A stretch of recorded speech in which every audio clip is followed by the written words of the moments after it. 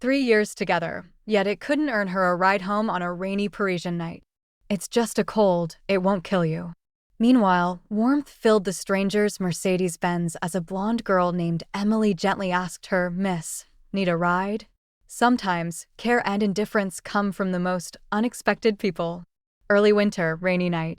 An empty, dimly lit industrial park in London, where even the wind cut like a blade.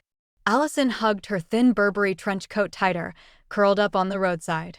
Severely ill with a cold, she had refused a client's whiskey and slipped away quietly from the business cocktail party. The front of her cream-colored silk blouse was stained with a large patch of not-yet-dry red wine, her light golden hair tips also smudged with it, looking especially wretched under the streetlights. She felt cold all over, the fingertips gripping her phone pale and bloodless. On the rain-splattered iPhone screen, the Uber app kept spinning in search, 15 minutes gone with no driver accepting. Just moments ago, she had called her fiancé, James Winster, for help, but it went straight to voicemail. Phone battery 8%. She didn't dare waste it, pinning her hopes on the ride-hailing app. Another 3 minutes passed, and James called back. Afraid her phone would die, Allison got straight to the point. "I'm near Canary Wharf, feverish and can't get a ride. Can you come pick me up?" "Now? I'm in the middle of a meeting in the financial district. The industrial park, just east of the wharf." James refused almost without pause. "The MA negotiations are at a critical stage. It's just a cold, is it worth this fuss? Should I call NHS emergency for you?" Allison's fingers tightened around the phone. She really wanted to reply, "Don't bother with emergency, just contact funeral services." Did it hurt? From the Cambridge May ball to the engagement party in Mayfair, over 1,000 days and nights. To say it didn't would be a lie.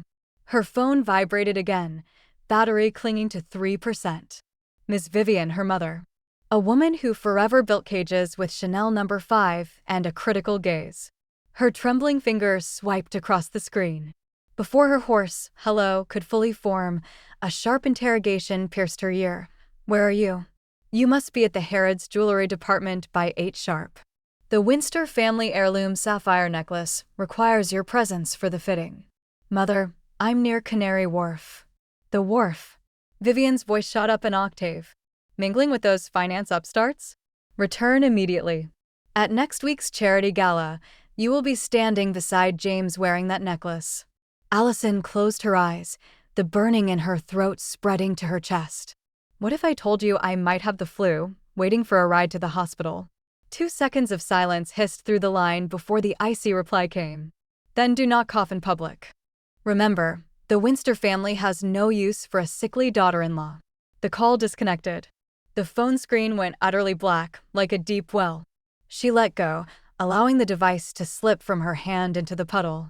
It turned out that worse than death was realizing you had already died within someone else's expectations. She lacked the strength to lift her head when headlights cut through the rain curtain. Only when the sound of tires splashing through a puddle stopped beside her and a window lowered, spilling warm yellow light, did she stir. "Miss?" A clear voice, tinged with hesitation. "Do you need help?" Through rain-clumped lashes, Allison saw a young face, maturely made up, indigo eyeshadow, a nose stud glinting, rainbow cords woven into dreadlocks. A low male voice came from the driver's seat. "Emily, don't get involved." "But, Leon." The girl called Emily turned to argue. "She looks like a discarded rag doll." The man in the driver's seat leaned to look out the window. The sleeves of his black sweater were rolled to his forearms. The face of his wristwatch gleamed a deep blue in the shadows. He wore a mask, but his furrowed brow was clearly visible. "Get in," he said suddenly, his voice like whiskey over ice. Allison wanted to refuse, to preserve her last shred of dignity, but her soaked Burberry trench coat weighed like armor. She pulled the door open, letting in a gust of cold wind. Emily immediately handed over a cashmere blanket from the passenger seat. "I'm Emily. This is my brother Leon." The girl introduced herself with easy familiarity. "We're headed towards Knightsbridge. Is that on your way?" St. Mary's Hospital. Allison wrapped herself in the blanket, realizing she remembered the name. Leon glanced at her in the rearview mirror, but asked nothing. The car's warmth mingled with the scent of cedarwood diffuser. The sound system softly played Ray Charles's "Georgia on My Mind." Between the rhythmic sweeps of the wipers, she noticed a pale band of skin on the ring finger of his left hand. "Your fiancé?" Emily suddenly asked. "Letting you wait for a car alone in this weather is truly awful." Leon gave a light cough. Emily stuck out her tongue. When the neon sign of the hospital emergency department came into view, Emily pressed a card into her hand. "This is our driving school's contact. Though my brother is better at teaching racing lines than parallel parking." "Emily," Leon interrupted, handing over a black umbrella. "No need to return it." As the car drove away, Allison saw Emily making a phone call gesture through the passenger window. She looked down at the card, ***, Mayfair Elite Driving Academy, lead instructor, Leon K. Shaw. In small print at the bottom, 24/7 roadside assistance available. The triage nurse triggered an alarm after taking her temperature.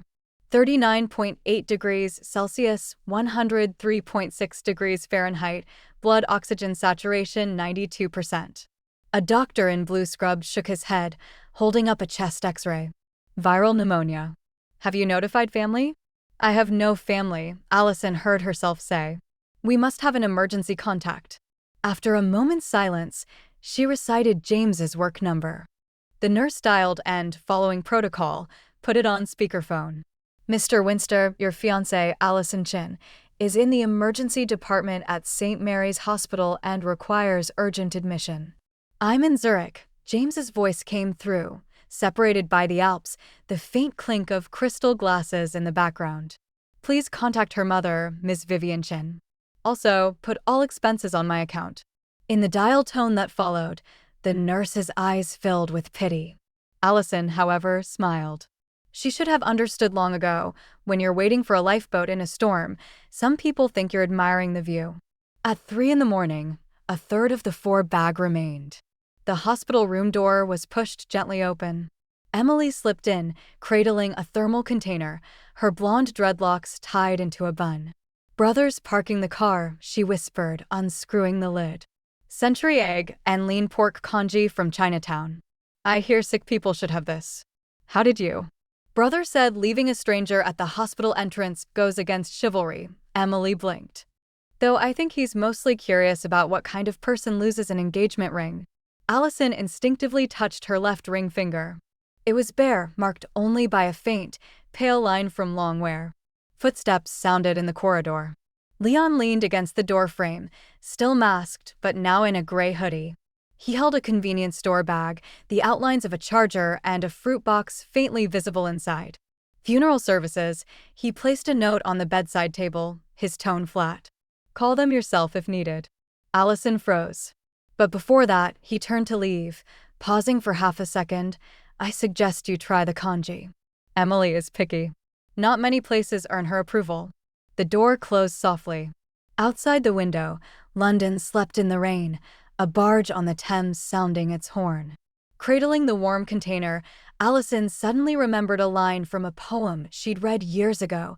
"Some abandon you in the storm, others ferry you across the river. And the ferry crossing often appears the moment you decide to stop crying for those who abandoned you."